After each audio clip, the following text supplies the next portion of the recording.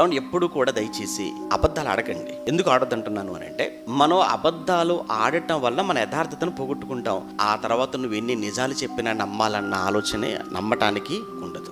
అబద్ధాల మీద జీవితాన్ని కట్టుకోవాలనుకునే వాళ్ళు కొంతమంది ఎప్పుడూ అబద్ధాలే చెప్తుంటారు, ఎప్పుడు అబద్ధాలే ఆడుతుంటారు. నువ్వు అబద్ధాల మీద నువ్వు నీ జీవితాన్ని నిలబెట్టాలనుకుంటున్నావా? అబద్ధాల మీద నీ కుటుంబాన్ని కట్టుకోవాలనుకుంటున్నావా? అబద్ధాల మీద నీ కుటుంబాన్ని అబద్ధం ఆడి నీ జీవితాన్ని నిలబెట్టుకోవాలి నువ్వు అనుకోవడం అసాధ్యమైన పనది.